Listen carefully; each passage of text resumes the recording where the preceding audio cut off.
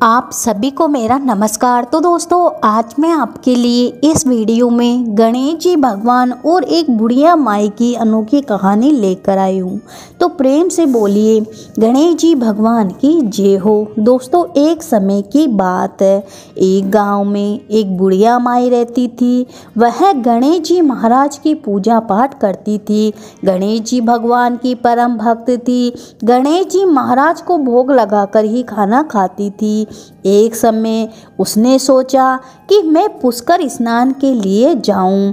ऐसा विचार कर वह अपने पड़ोसन के घर गई और पड़ोसन के घर जाकर बोली कि बहन, मैं पुष्कर स्नान के लिए जा रही हूं, क्या तुम मेरे गणेश जी महाराज को रख लेगी?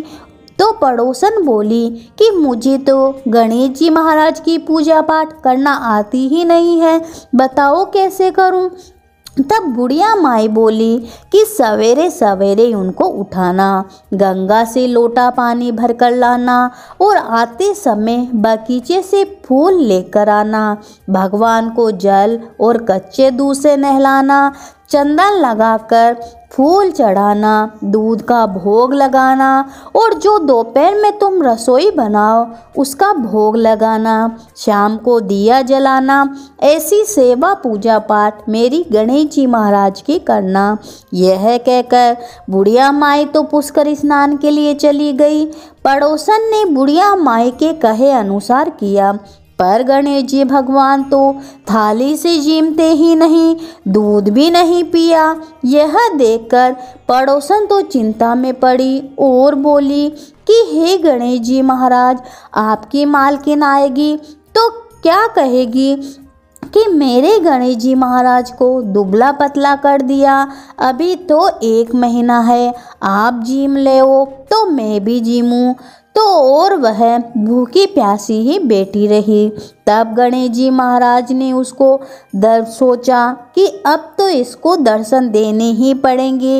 ये मेरी कैसी भोली भगत है। छोटा सा रूप धर कर आए और पाटे पर बैठ गए, दूध भी पी लिया और जीम भी लिया। ऐसा हर रोज होता रहा। एक दिन भगवान ने कहा कि बुढ़िया माई, ला मैं तेरी गायें चरा कर लाता हूँ। तो पड़ोसन बोली कि थोड़े ही दिन तो रह गए हैं, क्यों आप जाते हो? पर गणेश जी भगवान तो नहीं माने।